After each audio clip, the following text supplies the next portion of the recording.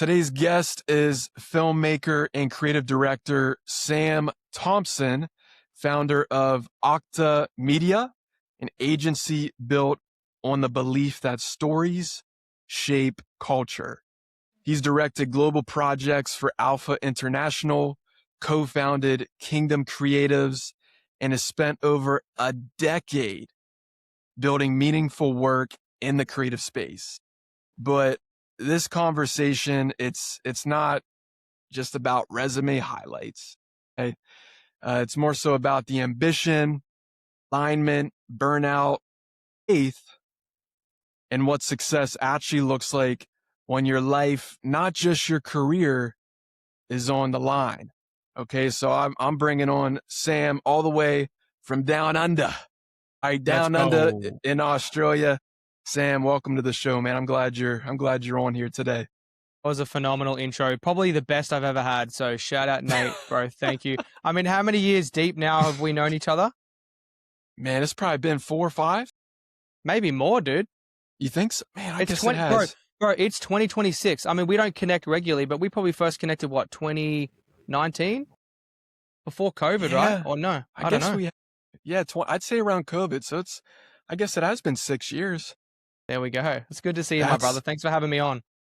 Likewise, bro. No, I appreciate those words, man. I'm not some celebrity host or anything. I just like to flow with what works and have my own style. But Sam, you built momentum, right? In the US, global projects, expanding network, and you've gained real traction for yourself.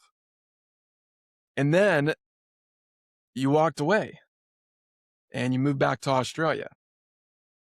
Most people would call that career suicide, I guess you can say. So I want to start right here. What made you leave when things were finally starting to click for you? Good question, man. Great question. Well, I got to probably first preface my answer with this. Jesus Christ is my Lord and Savior. He has radically saved and changed my entire life. I would not be sitting here right now if it wasn't for Jesus. And so if that turns some viewers off, let's go. If that turns them back on, let's go. And so I need to preface my answer with that, man, is that like Jesus has radically changed everything in my life. And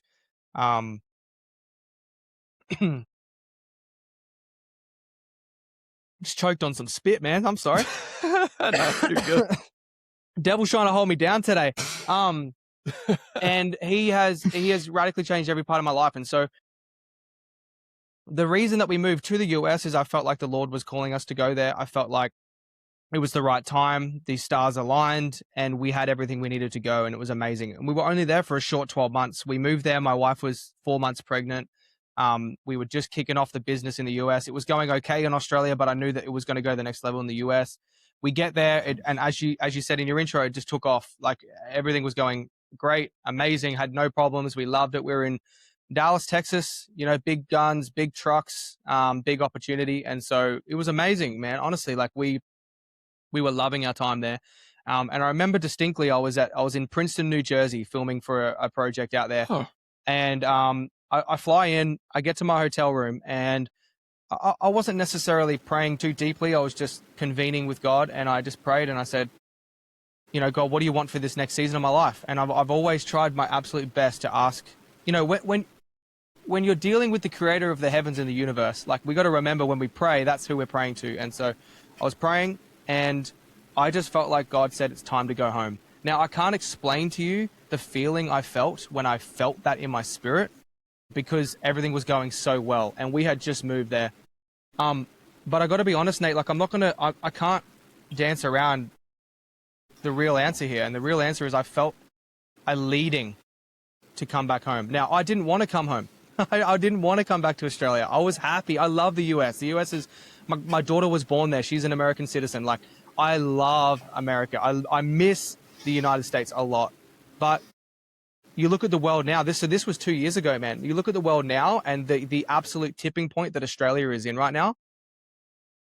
I'm starting to begin to see why I felt called to come home. I'm starting to begin to see why God was telling me 2.5 years ago, it's time to go home. Because look at what's happening. There's so much change. We can go into that if you want today, but there's so much change. We're on the brink of so much. And I feel like it's no coincidence that my profile has been elevated, and I'm going to speak the truth that I've been speaking for many years before this. So it's a long story, man. But on the other side too, it was great to be back with family. We just had our baby girl. I remember my mom, who's a single mom who brought us up. She flew over to America to see us, and it was great. But, you know, she spent $15,000, of which she shouldn't really be spending, just to come and see her kids. And so Wow. there was many other reasons. My wife is super close to her family, and it just made a lot of sense on the family front, you know, that she had her cousins and her aunties and her grandparents. So that was really important to me as well. But on the flip side, I feel called to be home. Yeah, I love that. I think home it's where the roots are. It's where those deep embedded roots are. And would you say it was more of your intuition was pulling you, and like God was really pulling your inner intuition to, hey, it's time, Sam. I know you really haven't been here as long as what you thought you were going to, but son, I have other plans for you. Is that kind of what you felt? Yeah, I feel like intuition's a word for it. My phrasing for that same word would be like, I felt like the Spirit of God was talking to me. See, Nate, I believe that God is not some sort of distant God, but he wants to meet us where we are. He wants to convene. He wants to talk to us. He wants to show us his plans for our life. And oftentimes, God's plan is so much greater than what we could ever imagine or dream of, but we're just not willing sometimes to let go. And so I think he's just waiting for us to let go. And in that moment in Princeton, New Jersey, in that hotel room, there was a rare moment that I was like, okay, I'm letting go. And dude, like, we'll get into the wild ride it's been since then that I was never expecting. But I think God is really sometimes just waiting for us to let go so that he can go. Absolutely. Let go and let God. That's the famous Amen. saying. Let me ask you this. This just comes to mind. We live in a world where I feel people are very heavy into their faith, or they're not heavy into their faith, or the mainstream way is they're spiritual. And when I say about spiritual, I'm talking they're into crystals, they're into drawing tarot cards, and you know what I'm talking about. So they're into these types of practices. And I feel that sometimes, and I'd love to hear your perspective on this, sometimes they feel as if by doing these different practices, these modalities, or whatever the word may be, Manifesting. Yes, manifesting. That's perfect. That is the same as worshiping God, right? Jesus Christ, your Lord and Savior. But in my opinion, I don't think it is. I'd love for you to kind of go down that rabbit hole a little bit on what's the difference for people that actually practice those readings and live daily by it, but yet they don't do the others, such as praying to God daily, reading scripture, but I feel like they're kind of masking it. What's your thoughts? Yeah, man. I mean, big question. I think first and foremost, all of us as humanity are on this journey toward God. We are on this, I've heard it said once that we all have this God-shaped hole in our hearts and we're just trying to fill it. Now, some people fill that with drugs, sex, and rock and roll. Some people fill that with food. Some people fill that with more relationships. Some people fill that with crystals. Some people feel that with manifesting. I mean, you name it. But there is a hole that we are always constantly trying to fill. And in my opinion, most of the people that I've spoken to and friends of mine who are spiritual, but they can't do the God thing. They can't do the church thing because of a preconceived idea. Maybe if we just settle that for a second and go, it's not about church.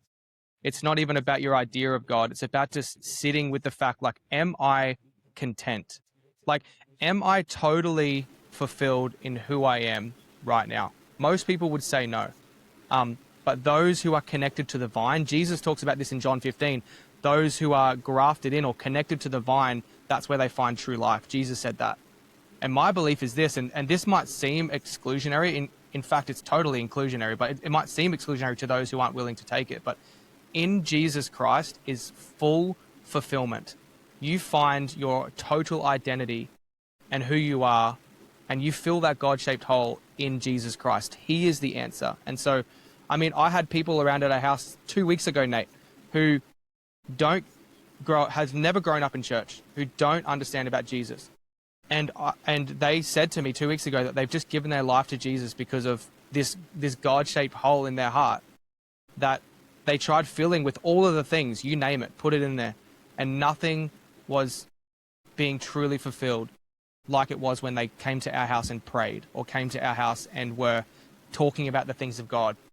We all have that pull within us because, as we believe, God created all of us in his image. And so if we are image bearers of God, the moment we stop bearing his image is when we feel that gap. And so, yeah, I guess the distinction really is, like, I totally get it. Whatever you're filling that gap with, we all do it. And even this pursuit of, like, being a Christian and, like, loving God, I constantly have to bring myself into alignment. I constantly have to bring myself under his will because I forget. I sometimes sway. I sometimes get arrogant. I sometimes get prideful. I sometimes think that I can do it on my own. But it's in those moments that God is so gracious that he will pull me back in to his purposes and his plans. And that feeling, Nate, far exceeds any accomplishment, bar none, that I've ever had. And so I think we're all trying to fill that hole. And my suggestion is to look to Jesus because he is the one who fulfills all of those needs. I love it. What do you think? I'll tell you, I was gonna go and say, but Sam, what if I'm somebody that I look at someone such as, and this isn't myself, but I look at it as, Sam, I feel like Jesus has failed me. I feel like God has failed me because of a past trauma that I had within a church, because this pastor said X, Y, and Z, maybe not just to me, but to my family. And the church we went to wasn't as holy as what we thought it would be. So that's why I can't get into church again. So that's why I can't go back and practice my faith. That's why I can't open up scripture and read the Bible. Like, I've done it 3 times. And if I've done it 3 times, what makes the 4th going to be any better? That's why I've given up on faith. That's why I can't go back and even pray or even have that time with God, right? Because there's people out there that are like that. And you ask, what do I think? I'm with you with everything that you just said. I think individuals that have that struggle and they've been through that trauma, give it another shot. Are you going to fail? Are you going to just give up in life just because you fall down 3 times and you never want to walk again? I mean, Right. What are your thoughts for that though, Sam? If somebody says that to you and they've given up hope because of all the trauma, and maybe I'm going to go all the way to the extreme. Maybe my pastor tried to molest me and I'm a woman, right? Like, what do you say in those situations? Yeah. It's a good question, man. And I feel like I can't ever give a full answer unless I'm giving an answer that Jesus gave. And there's one thing that comes to mind when I consider this is that Jesus, he taught his disciples how to pray in something very simple but very profound called the Lord's Prayer.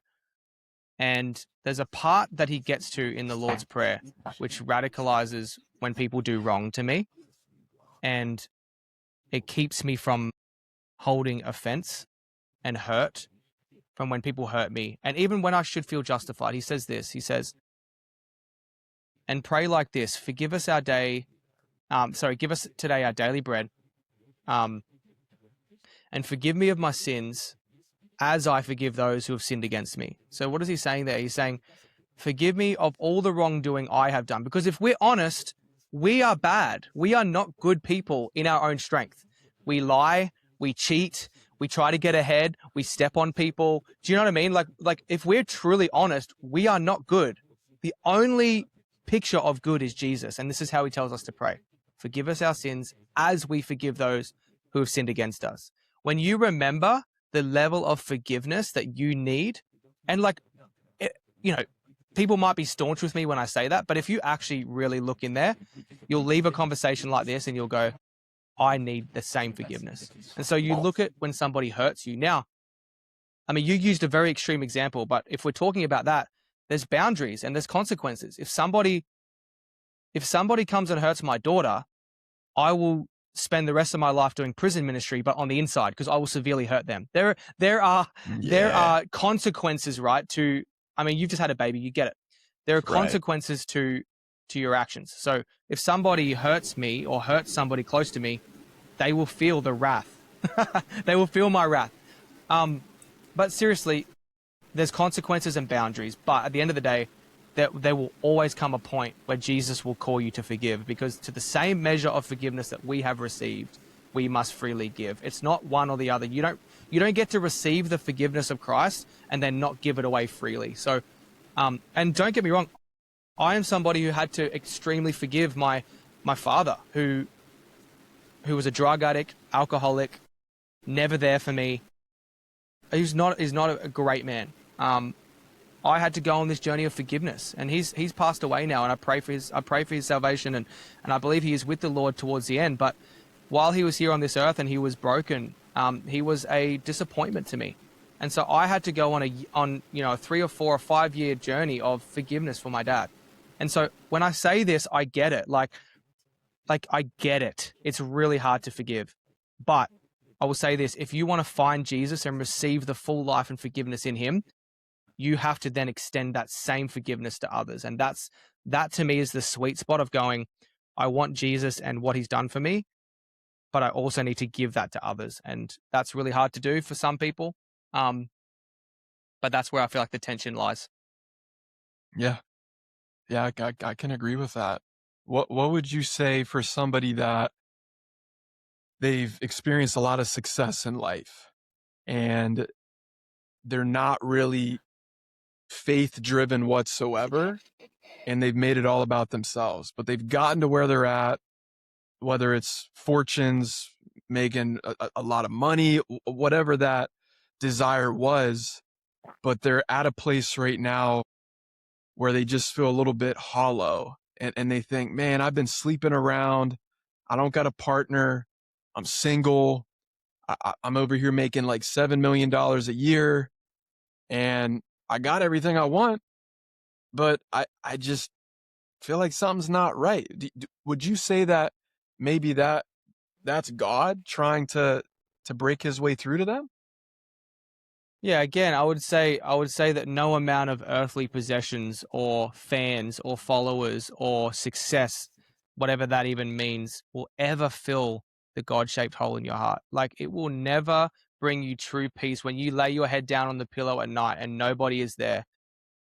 God is there. And he is just waiting for you to just stop for a moment.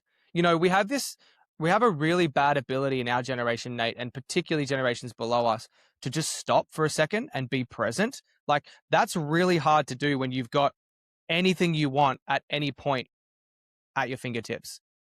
Yeah. And so I would say this to that person, and I just feel to say, even if that person is listening, like, if you truly stop for a moment, put your phone down, turn it off, take 1 hour to be fully present, you will feel the weight of that feeling.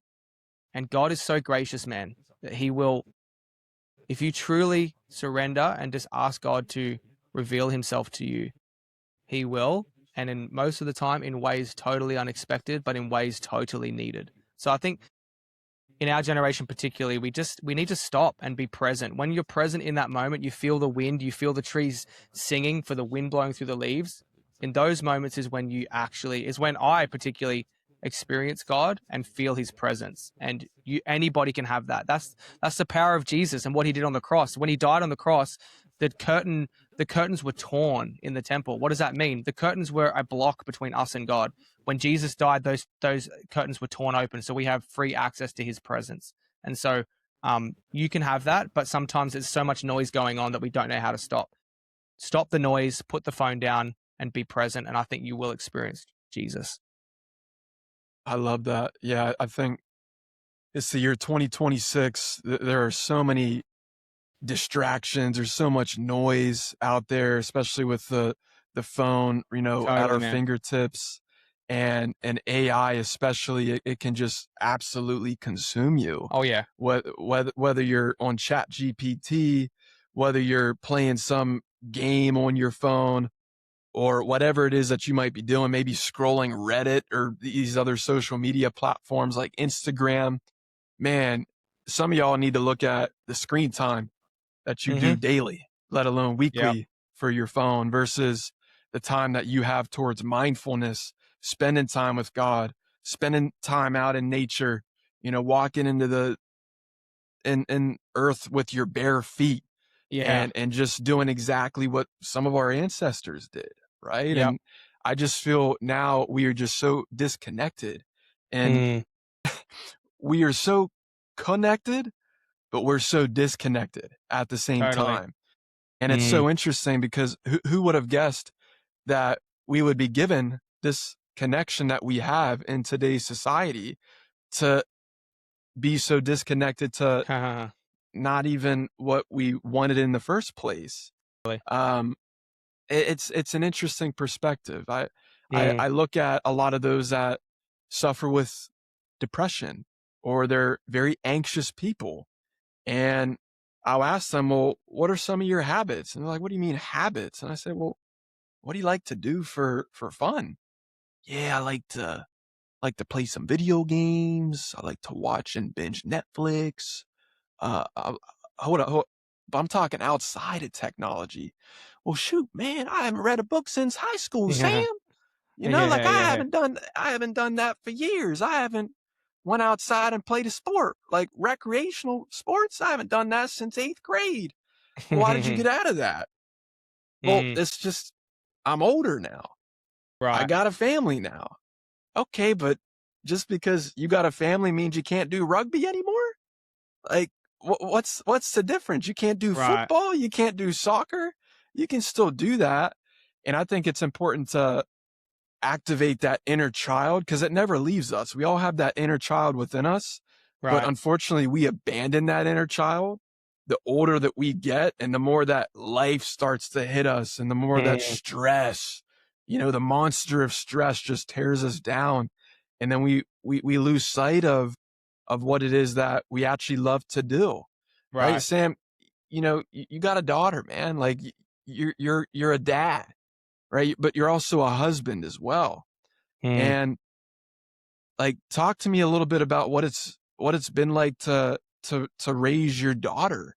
mm. What's your viewpoint on showcasing your children on social media versus others that don't? Because my wife and I, like, we don't like to put our child's, like, I got a stepdaughter, I got a 8-month-year-old son. We don't like to put their faces out there on social Well, media just you're because. weird for doing that, bro. You're weird. No, I'm kidding. We do exactly the same thing. I think No, I anybody know, with I it. know. Yeah, you're setting me up here. But I mean, look, we do exactly the same thing. We have never posted our daughter online. I got two little girls now, Bloom and Cherry. Bloom's almost 3 and Cherry's almost 1.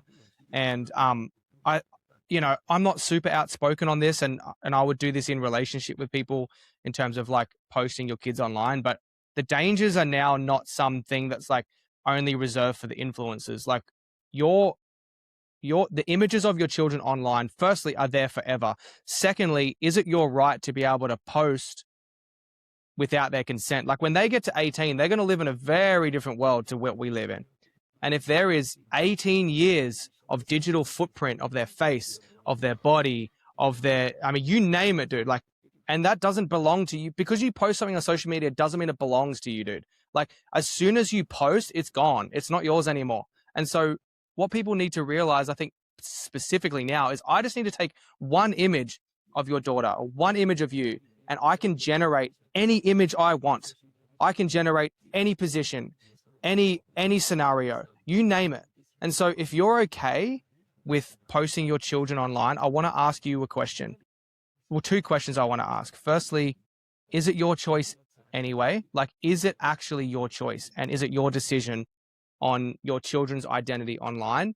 And the second one is, and I'm sure we'll go into this with AI, but if you truly understood the dangers of firstly having your children on social media and then posting them, if you truly understood it, you would never post them again. And I'm sure we can go into the details of that, but it is a dangerous world. It's no longer Facebook 2008 where you're connecting with your friends in college. It ain't like that. Like, it ain't like that. We live in a different world, and the reality is there are real dangers out there. Firstly, posting your children online is a danger, and we can talk about that. But secondly, your children on social media. Obviously, there's nothing you can do if your children are 18. They do what they want.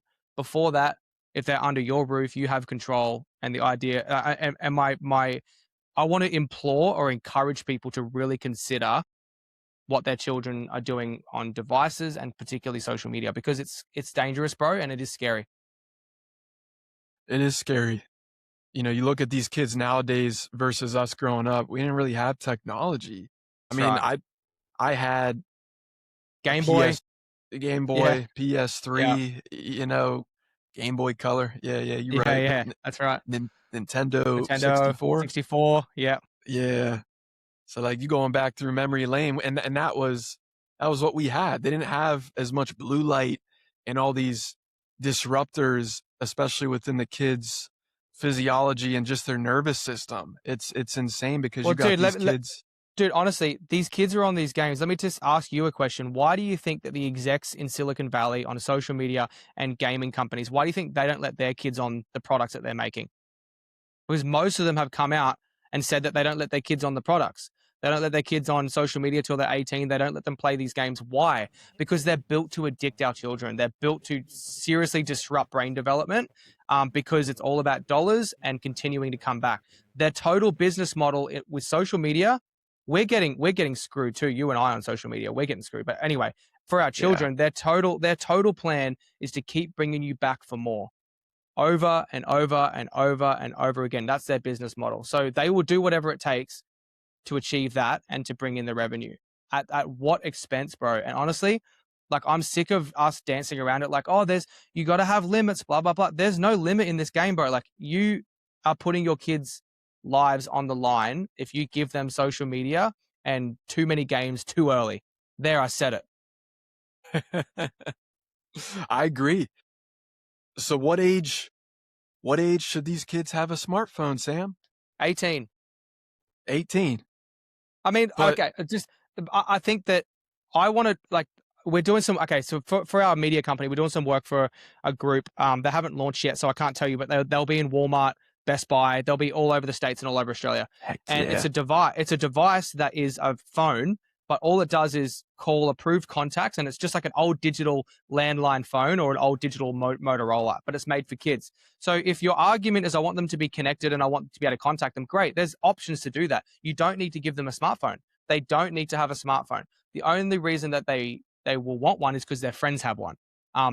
But that's the time where you become an adult and you step up and you put in boundaries and you say, you're not getting a smartphone. Like if you don't ever give it to them, the likelihood of them really, really wanting it will be much lower. So for example, I'm early on in parenting, and parenting is tough. It's a tough gig. Like, my 2.5-year-old, she's another level, right?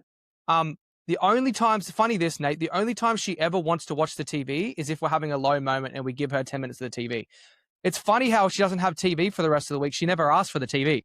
So Wow. that psychology is the same, right? You give these kids an iPad, you give these kids a phone, all they're going to want is the phone. So if you just don't give it to them, I'm not saying that they won't desire it or want it or feel social pressure to have it, but if you don't give it to them, they're not going to feel that need to want it. And also, secondly, if you're not on your phone in front of them, they won't want to get on it. So get off your phone in front of them. You know what I mean? Turn the TV off. Like, wait for them to go to bed. You're the adult. You set the boundaries. You set the rules. It's time for us to take our own self-accountability and stop blaming tech companies and blaming all these people. Sure, they're not great and they're not setting a great standard for children, but you're the parent. You need to parent. And that's a lot harder said, and it's a lot easier said than done. It's difficult, especially with young kids. But man, we're at a point now where there's an inflection point happening, like this switch. And if you don't fight for your kids, it could go downhill quickly. I agree. So let's say when you're at work, who watches your kids? So we're blessed, man. Like, my wife stays home and looks after the kids, which is a great blessing. I don't know if we can do that forever, the more kids we have, but my wife stays Yeah. home right now. Okay. Yeah, I was curious about that because that's a challenge that I have personally. Um, Mm. being that I have an 8-month-year-old, of course, the stepdaughter, she goes to school, she's in 3rd grade and everything. But my wife, she runs and owns a salon and she'll take clients here at home.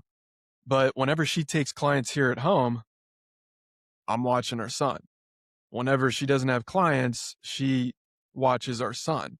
And being that he's getting to that like 8, 9-month-year-old, you know it better than I do. I haven't been through these trenches yet. Like he's just starting to talk. He said mama Yeah. last week, Yeah. trying to get him to say dad. That's been a bit of a challenge, but um it's interesting because I have a hard time with being that I am a business owner and I am on my phone a lot during the day just because that's what I do, with the running the marketing company and everything else. And I try to figure out what that I don't want to say balance, but what that looks like whenever I am with my son and it's like I'm watching him, but I also have things that I have to do even Mm. whenever my wife is working with a client. So I don't know if you've ever been in situations like that, but All the time, it's every day. Yeah, I mean, I'm with you, bro. Like, and I'm strong on this stuff, but I'm not perfect at it. Don't get me wrong. Like, I'm strong on yeah, it because I've seen the data, I've seen the research, and I've seen what it does. But I ain't perfect. Like there was a couple of weeks ago where my daughter Bloom kept asking for the phone. I was like, no, stop it. But then I just realized it's because I'm on the phone. She only wants it right. because I'm on it, right? And so I bought this lockbox at home, and I take Sabbath really seriously. And on Sundays, I put my phone away. I lock it Yes. in. I lock it in a lockbox. I don't touch it. But there is Monday to Saturday that I run a company. I got staff. I got responsibilities. I got things I got to do. But um, I think we're all just doing our best, and we're all really just trying to do the best for our kids. And I understand that everyone. I grew up in a single parent home. Like my mom worked 9 to 5 every day. I went to Same. school care. I went to preschool. Like I was in every program possible because mum couldn't look after me. I get it. I totally get that there are stresses, there are responsibilities. I get it. And not everybody can have somebody at home 24/7, right? But just the way I try to approach it is like, what did we do before we could just give our kids an iPad? What did we do before we just had TVs freely and readily available? Well, they played outside. Like they you went to the beach, you went to the park, like you bought a bike. When was the last time your kid was bored? Like it's okay to be bored. Like let them be bored. Right. Like in them being bored is actually when they learn. So like let that happen. They don't have to always be entertained. And sometimes I've just realized business stuff can wait, man. Like decisions can wait, emails can wait, like that phone call can wait. Um, my kids come. My wife comes first and very close second to the kids. And so it's a tension and it's a balance. But I think just being intentional has been the best thing for me. But I'm no expert, man. I'm still figuring this thing out like you are. Yeah. I feel you. There's no perfect way to. It's that saying. There's no perfect way to raise your family or to raise Right. kids. Everybody has their own different way. Do what works best for you. But I think with really trying to get at is like mitigate as much as possible to where you can. Technology. Yeah. I love the Sabbath day, which is Sunday. Yeah. Um, my wife and I talked about really doing that this year. We started off pretty strong, and then we've had some things kind of come up the past. I'd Yeah. I get say it. I'd say months. So we got to get back into Hey, you into the gotta you swing gotta of fight. things. You gotta fight for the Sabbath. And here's the thing: like the best piece of advice. And again, I'm not perfect at this. Like, trust me, especially when I travel, it's really hard to get back on the bandwagon. But Yeah, Sabbath was made for man, not man for the Sabbath. This is the idea that Sabbath is for you. Sabbath is for me. Like this is the thing that brings us alive, that brings us back into connection with firstly with God and with our family. And so like it's not a rule or something to follow, but it is you do need to be intentional about it. But when you are intentional over and over again, there's this like freedom, this breath of fresh air that comes when like you detox off your phone, you detox off being busy, and you're just present. that's a beautiful space to be in, and I miss it. I crave for it every Sunday. Again, I don't get it right every week, but even this conversation has encouraged me again to fight for it. You know. Yeah, likewise. I feel like I'm slacking versus you. Oh, no, I think I'm slacking, bro. Trust me. Talk a big game, but the reality is sometimes a lot more difficult. You know. Yeah, I know what you mean. Let's pivot a little bit towards, more so of your work and the business that you've built, but most Yep. importantly, man, over this past year, I feel like you've really taken off just with your whole personal brand, uh, your business, and Mm. most importantly, with the type of content that you've been putting out there, specifically with AI. How has AI, Sam, how has that impacted your whole entire career versus whenever you didn't use it? Now keep in mind, Sam has always been a very creative genius, is what I'd like to say. Some of the ideas that he would share with me back in Mm. 2020, Mm. 2019 blew my mind. And he's from all the way in a different continent over there down under in Australia. And I was always just impressed with his absolute genes, I guess you can say, of a brain. So Very kind. yeah, of course. How could you say AI has really impacted you and your business to leading to the amount of growth that you've seen online? December 2023, my friend passed me his laptop and he opened something called ChatGPT, and I never heard of it before. And he said, "Bro, this is going to take over." And it was the same person who said, "Bro, this virus is going to happen." And a month later, COVID happened. And so I listened to Wow. him this time, and he passed me his laptop, and I talked with this robot, and I just and I, then I and it typed back to me immediately, and it felt so personal and real. And I remember just thinking, "Whoa, like this is going to change everything. Like this is nuts." And anyway, over the course of like 6 to 8 months, I think ChatGPT just went to like hundreds of millions of users. It just went crazy. But that moment for me, I remember I remember exactly where I was. I remember the exact month it was. I remember every detail of that moment when I first used it. And since that day, I just became obsessed with AI. Like I would say before that, I didn't really understand code or computer technology or anything like that. Today, I'd be able to probably teach a course on like the things that I've learned in the last sort of 3 years. I've become obsessed with it. Every single day, I watch videos, tutorials. I've been learning. I have been grinding. I have been like obsessed over this thing. Like, I don't know what it is about it. I feel like what the guys felt like when they invented the cloud, like Google Cloud back in like 2007 or something like this. It's like no one really understood what the cloud was. It was just kind of like this random thing that like, what do you mean you store data that's not real, you know? And so I feel like that the last 3 years. And I've become entrenched in the community, in the AI community, and just like, well, this is scary on one hand, like truly scary, but truly awesome. And then I've had to marry those two things together as AI has gotten better at image generation. It's gotten better at video generation. I'm kind of like, okay, love me or hate me and love or hate what I'm saying, but this thing's going to change the game. Like this thing is going to change my business. This thing is going to change the world that I live in. So how do we adapt to these new tools? Because I truly believe that they are a tool up until a point, but they are a tool for us to wield. They are another chisel. They are another paintbrush. So how do we use this, and how do I speak into the culture in a way that when this really hits people in the face and they lose their job, for example, graphic designers, like Right. essentially now you've basically lost your job as a graphic designer. You need to evolve now to an art director or evolve now to something else that makes you valuable. So how do you go to college for 4 years to learn a trade that now AI can do in 10 seconds? That's the conversation we need to be having. And so gone are the days of like, oh, I hate AI or oh, I love AI. It's actually, for me, that is the lowest common denominator. Like you don't even need to talk about loving or hating it. It's here. Like we have it. So how do we actually use the tools? I have this phrase, Nate, that is human craft, machine assist. It's this idea that human craft you can't emulate, but you can use tools to help you do those things. For example, a good friend of mine, she is she's got amazing fashion taste. She's got amazing taste in culture and what's cool and what looks good. But she has never studied Photoshop. She doesn't know how to use Lightroom. She doesn't know any of these things that people study 4 years. So she's never had the tools or the ways to bring some amazing creative ideas to life.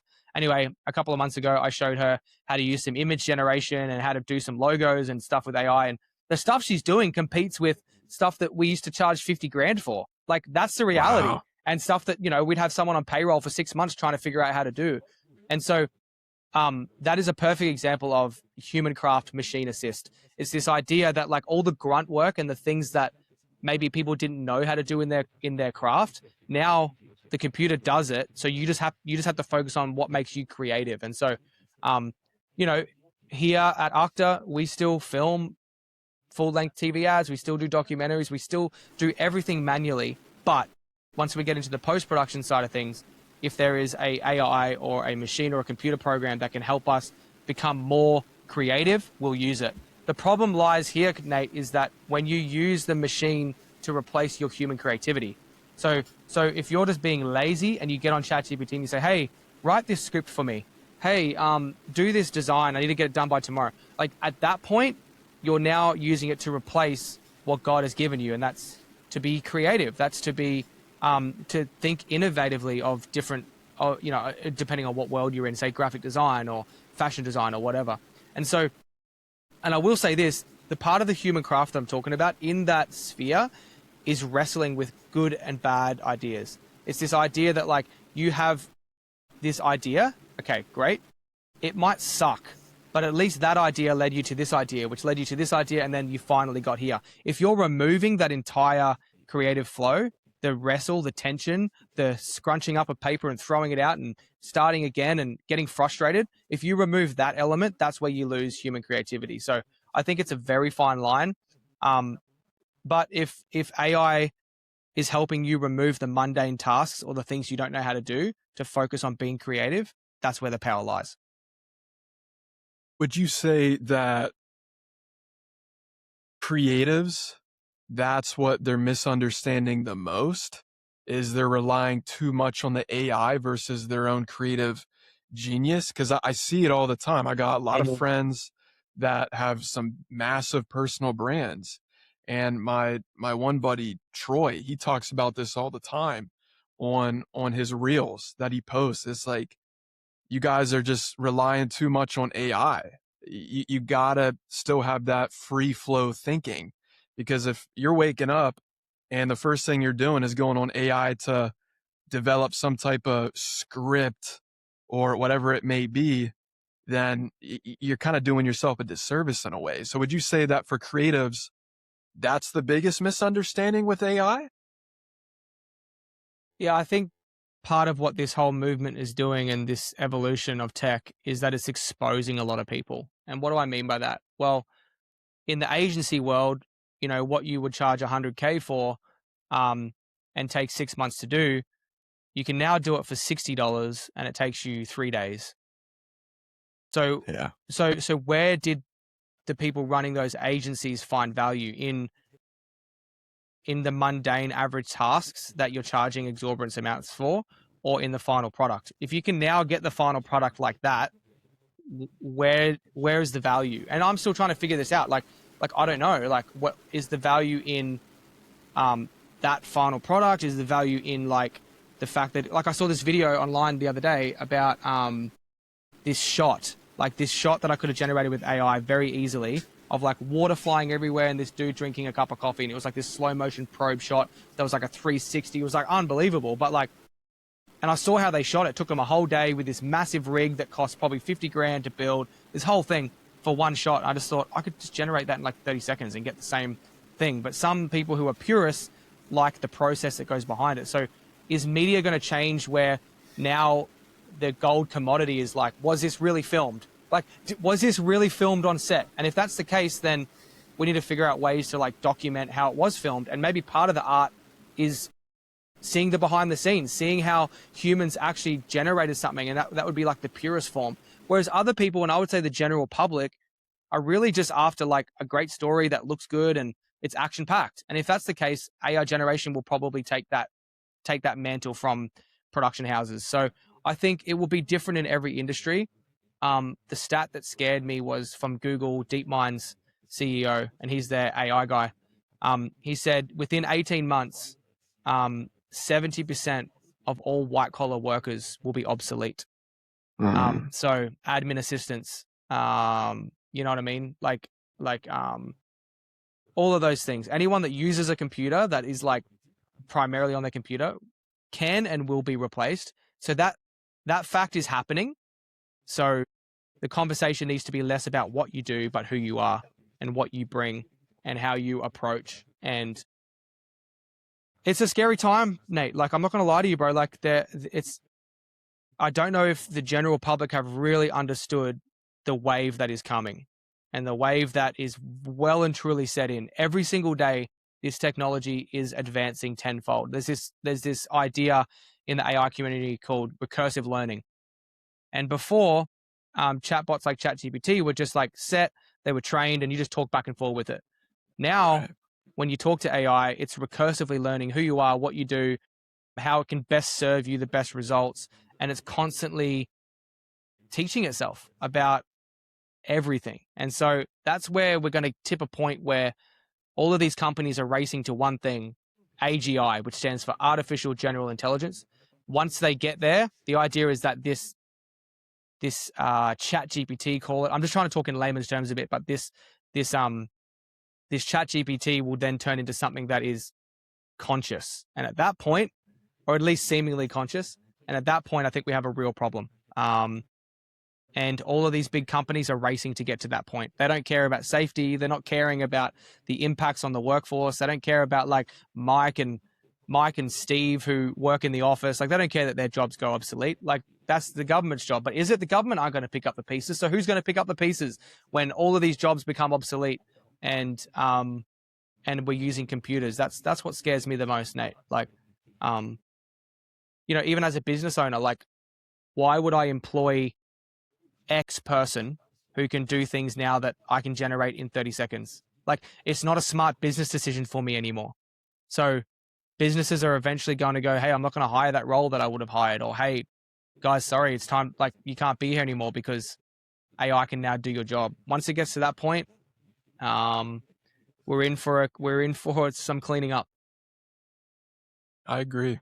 I do. It's, you know, with AI replacing a lot of the jobs that it makes those that are in those jobs get a little bit concerned and fearful of, well, man, what am I going to do? I mean, do I got to go back to get another 4-year degree, or do I got to figure out what job, or should I start job searching now? Should I start to make another resume? And I think that's the point where some of the older generation, they get a little bit nervous. The younger generation, they've kind of wrapped that around their head already to know Right. how to implement this within their life, what type of career maybe they should go after. So maybe you got a 50-year-old, 45-year-old that might be listening, like, and they are fearful. So what would you suggest to someone that does have a white collar job and their boss told them, hey guys, you got 3 to 4 months until AI replaces your job and you're not going to be able to work here anymore. And they start to, oh man, this is all I know. Where do I go? Yeah. Right? What would you say? Yeah.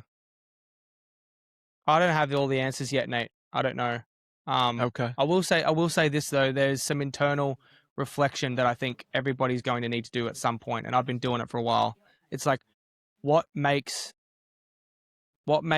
me valuable to the workforce, you know, to my company, to what I do? Like, what is it about me that makes me valuable? Because now you can't hide behind tasks. You can't hide behind how good you are at doing an Excel spreadsheet, or how good you are at coding up a new platform or a website or whatever. Just name the thing, put it in there. So if that's not what makes me valuable anymore, my craft, like my actual physical skills, what makes me valuable as a human being? Firstly, I find that in Christ, but secondly, I just truly believe that I have something to give to the world. Like, I have thoughts, I have considered ideas, I have perspectives on things that are left field, but like work. I have an ability to lead teams. I have an ability to rally people around a vision. Like I've had to go on this journey. So everybody's going to have to eventually go, okay, I've done admin for 30 years. But I don't know what makes me valuable. Well, this is the journey that people need to start going on now, because that might lead you to the idea that on Saturdays you love building things. Like you love using your hands, and so like why don't you start doing a trade? Why don't you start like Yeah. building some things for some people? See if you can make a business out of that. So maybe what you've done is admin, but what you really love to do is just build with your hands. Do that. Like now's the time to start making that shift. And so because when it hits, it's going to hit, Nate. Like it's going to hit. And so for anybody listening, like if there's anything you hear from this, like start reflecting, just start stopping, as we've said, all these principles, like being present, reflecting, being with Jesus, being with God, like find God. If you don't know him, find your identity there first, and then work out what you truly love to do. Like clean slate. What do you truly love to do? So I think there'll be a big push practically back to like blue collar work, manual labor, all that sort of stuff, which I think is a great thing. Learn a trade, learn to use your hands. And then also like what I've been doing is learning how to code. Like I've been understanding these tools more and more so that maybe I can use them for good. And that's what the Reels have been. We've amassed over 37 million views over the Reels, been on every major network in Australia. Why? Because I was able to use these tools to get people to feel something. And so in my industry, it's all about telling really good stories. So I'm using these tools to like get people to remember what it used to be like, get people to feel what it was like to sit around the table with your family or to be with your mates when you're a kid. So I'm doing that. Like that's my unique thing that I'm bringing to the world. But my encouragement is like, what are you bringing to the world? Like, what is it that makes you special? Like, what is it that makes your perspective on this, on culture, on this world, on your direct friends and family? What makes that different and unique? Lean into that rather than leaning into tasks. Yeah. No, I love that. It's such an incredible answer. Let me ask you this, and this will be more of the last AI question. You have a lot of different AIs out there, and I know there was just some news that came out about ChatGPT in regards to, I believe, some privacy things. Don't quote me on that. And then you have other ones such as Cloud, I believe, maybe I'm butchering that name. I use that. Yeah. Grok. So do you prefer one over the other? And would you recommend somebody to start with one? What's your input on that? Yeah, so it depends on what you're doing. And like any tool, you're not going to use a hammer to screw in a screw. So I think the best way to like explain it is that each platform has their own strengths. So for example, ChatGPT its personality is quite dry. Like it feels very robotic. You get a lot of M dashes. It doesn't feel great. But what it's really good at is writing, like their codex model is really good at writing code. So if you're a coder, you don't care about personality or pizzazz. So you need it to do a task. It's really good at doing that. Use it for that. Claude, which you said Cloud, but I say Claude. Claude, yeah. Claude has a very good personality and it sounds very human. So if you're doing copywriting, if you're doing blog writing, if you're writing a script, you need help, going back and forward. Claude is great and way more creative and personable than ChatGPT. If you want like somewhere in the middle, you're going to go to Grok. You're going to use Grok for somewhere in the middle of those two. It's not super dry. It doesn't have the best personality like Claude does. But it's a pretty solid model. And I mean, I'm a personal fan of Elon. I've got a Tesla. Like I think you do as well. And so like, Yeah. so I personally like him. So you just kind of drawn to those places. But yeah, man, I think it just depends on what you're doing. And so I should probably write a guide on like the best ones to use, but it's just changing so much. Like it changes every day. So like Claude will bring out a model, literally 3 days later, ChatGPT brought one out. Now they're neck and neck, but I'm only waiting for a matter of a week and Grok will come in and clean the slate. The thing is, the overarching thing is that they're all trying to reach AGI. So they're just getting their models better, more power, more water, more chips, go, until it reaches a point where it's going to really change the world. So that is my biggest concern. But for now, we're safe. I would say probably use Claude. It's the best all rounder. And then if you want to play with the other ones, go for it. Yeah. Yeah, Claude. I don't know why I always say Cloud. That always, it doesn't it start with the C though? Yeah, it starts with a C. And also I get it. Another guy I know says Claude. I'm like, dude, Claude. Yeah, Anyway. Claude. Okay. I've Yeah, been yeah, using Claude a little bit more often, and yeah, yeah, I've been liking that. ChatGPT, obviously, I feel like it's the OG, and then Grok, I've tested that a little bit, haven't dove too deep into it, but that's interesting to hear your perspective about Grok being the happy medium. I feel like in yeah, between the two. Okay, yeah. that makes sense. Real quick, just something that came to my mind. You know, you built a team there at Okta over the years. How the heck did you do it? Like, first off, how many people do you have on the team? Yeah. So we have there's eight. There's eight on the team. Gotcha. And then we have a Rolodex of contractors that we use for different projects. So some projects, one coming up, we need to have a team in London, we need a team in KL, and a team in the States, and a team here. I'm not gonna fly 30 people. So we book a team in London, we book a team in KL, so we have kind of like a Rolodex of people depending on the size of the job. But our core team is eight. I don't want to go much bigger than that unless it really calls for it. We have a great team, we're very connected. I My ethos is like, I want to hire executives. I want to hire people who are like really thinking big picture, so that we can then delineate all the tasks either to AI now or to people. So yeah, a small team, but I just think gone are the days of having big conglomerates of unnecessary chaff. Yeah, yeah. No, I agree. I think with what you've built, having an 8-person team, it's impressive. When did you realize upon your journey that you needed to add more to the team? Because I'm sure it was just yourself for the longest Yeah. time, right? Yeah, I mean, yeah.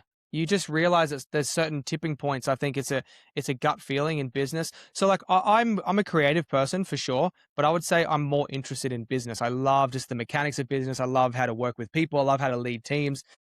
I've just always been like that, and I have a creative flair. So I realized early on, okay, I'm not the most creative person. I need to hire a creative director. So my first hire was Josh, and he's amazingly creative. He hates the business stuff. Like, he's like, Sam, you go do the sales, just hand it to me. I'll cover the rest. And he's so good at that. And he's been a day one. He's been amazing. And so I've just realized my strengths and what I'm good at. And then I have a really good gut feeling on the right time to hire and who that person is. And I've made mistakes along the way. Don't get me wrong. I've made wrong hires and things haven't always worked out. And I've rushed things because I'm just a go, go, go kind of person. But I think Yeah, ultimately you know those points where you need that person, and they're always a leap of faith, right? You always go, oh, that's another wage, that's another payroll fee, that's another monthly ad. It's like there's always leaps that you make. But my biggest thing, and if we're talking to entrepreneurs and CEOs, like, I need to free up my time as much as possible to continue to power forward with vision and sales and direction and growth. If I'm bogged down in like editing a video, um, which is not any less important, it's just not what I should be doing. So I'm learning to segment and silo my time correctly, so that everyone has their silos and their lanes. I'm running in mine, and if I'm running in mine well, everyone runs in there as well. yeah, I agree. I think that's a great way to approach it. How often with AI? What would you say with AI? I know I said I wasn't going to talk about AI anymore, I but with love it. AI, what would you say has been the biggest um I don't want to say burden, maybe that's the right terminology, that you've taken off of your plate now that AI, you use it all the time, right? So what would you say, maybe to use that as an assistant? Is there some type of task that you just don't do anymore and AI does it all? Yeah, so many. Every Okay. task, every task that doesn't involve human connection and like makes me sit at a desk and stare at a screen, it can go. So managing my calendar, um, prepping for meetings, replying to emails that aren't like super high value, um, organizing all the files on my computer, all of these things. I just have an AI for that. Like, I've just got an AI tool that helps me with all of those mundane tasks. Because you got to realize we only have like a glass that is full of water at the start of the day. But each task you do, everything you do is slowly draining the water in the cup. So my job is to go, how do I retain as much water in the cup so that when I'm having meetings like this, and we're chatting and we're discussing, that my mind is free to explore and to come up with ideas and to go back and forward on things. But if I'm bogged down on this thing, trying to contact my next email, prep for my next meeting, it's like, it's a waste of time for me. So all I do is just give it to my AI assistant. And like for example, I got a meeting in 14 minutes. I'm not going to do any prep for it until 60 seconds before. My AI is going to give me a brief. It's going to tell me who they are. It's going to tell me what I need to talk about. And then what I do is, that's my foundation. And then I just riff off the top of that. So, yesterday I had a meeting with a big brand here in Australia. 5 minutes before, my AI assistant went bling, gave me a notification, and it said, "This is who you're talking to. This is a cold meeting. I've never met them before. Right. This is who they are. This is their brand values. This is what they're trying to do this year. And this is how you could speak into that." Bang, it gave me everything. And the meeting went so well. Like, we've landed them as a client. Like, it went so well. So instead of using a full-time PA to go do that, I just use my AI to do that. It's much cheaper, much more efficient. And I actually believe that PA could probably go find a better job than being my PA anyway. Do you know what I mean? So like, to be honest, like, it's taking as much of the grunt work and the paperwork and the computer work off my plate, so I can do this, so I can, do podcasts, so I can meet up, so I can take my staff out for lunch. I can do things that make us human. Like, let's use the tools that make us more human, because that will then in turn create a better world. But if we use the tools to become just more insular and isolated and less creative and less human, we're going to see the effects of that. Yeah, no, it's so smart. You got to use the AI to the best of its ability, especially on whether it's your business situation, planning, you name it. And like you said, 60 seconds before a meeting, you don't got to do it hours on end. It's right there in front of your face. I think that's so smart. Like, it literally gave me a brief before our meeting today on the things that we spoke that you wanted to talk to me about. And like it says, I could read it to you now. I got a thing. It's called, I'm going to give your viewers an inside scoop here. Okay. Like, I don't really, this will be really good for you too, but yeah, it's a product called OpenClaw, and it's an open source product that is actually free. But you do need to have a little bit of coding knowledge to know how to set it up. And you do need to have a subscription to one of the large language models like ChatGPT or Claude. But essentially, you set it up in Discord or Telegram, or you can get it to text you. And essentially, it's just always working on its own computer. So it's like, I've called mine Charlie, and it basically just does all the work for me. And I've got a little channel here called Meeting Prep. And, I've got a call in 15 minutes, like I said before. It just says here, reminder, you have a call with this person, national director of this place. Here's their budget. They're after 2 videos. He's an ops leader, not a marketer. So lead with trust and fit. Budget conversation, anchor on value, not hours, long-term relationship potential. Like, that's all it gave me. So I now know as soon as I get off this call and I'm into my next one, you know what I mean? Yeah. Like, I know exactly where we're at. So it's a great foundation for me, not to replace my knowledge or what I need to know, but to give me a foundation so I can be human on top of that. So, even the one before that, I'll show you this. There's one here about you, just so you know I'm not lying. And it says, reminder, Nate Peterman show in 15 minutes, podcast recording, his audience, ambitious young entrepreneurs, lead with Kingdom Creatives origin story, be specific with numbers, don't mention rates unless he asks. So it's like, it's so good, unless he asks. And so it just gives me really quick, like, ready to go things. And that's just one use case for it. Like, that's just my meeting prep. I have a research assistant. I have a finance assistant. I have, like, we're looking for a property at the moment. So it's looking for properties every day. It's searching for the best ones in my region. So this right here is a full-time executive assistant in my pocket. And it's making me be more human and less isolated. I love it, bro. No, I appreciate you sharing that. To all those listening, man, Sam's dropping some doggone gold for y'all. I haven't done that yet. No, I appreciate you. I'll have to get with you because I'll set up with you and show you how to use it. It's unbelievable, man. It's a true what we've been fighting, like the recent race, and I do have to go in a minute. Sorry, but the recent race with AI is getting a really good AI agent, and that hasn't been possible before until this year. This is a very good AI agent who has really good memory. Like, have you ever used ChatGPT and it forgets, like, who you are and what you spoke about? But it's so frustrating. This thing just always knows what I'm talking about. It'll take the transcript from this podcast and, like, give me follow-up notes to do. And, like, hey, you should then follow up with this person and put it on there and get the clip for that and da-da-da-da-da-da. So it's a very good tool. OpenClaw. I'm not gatekeeping. I'm going to show Nate how to use it. And if you want to get it set it up, Nate will then show you. Real quick, Sam, I know you got to go. Let's do a quick game. Okay. I'm going to give you 2 words. You pick one and we'll rocket fire it off. Okay. Ambition or alignment? Alignment. Comfort or calling? Calling. Faith or strategy? Faith strategy. Hyphenated. Oh, okay. I got you. Speed or craft? Ha ha. You're testing me here. I'll say craft because that's what I meant to say, but my natural instinct is to say speed, but I would say craft. Scale or depth? Depth. Control or trust? Trust. Impact or influence?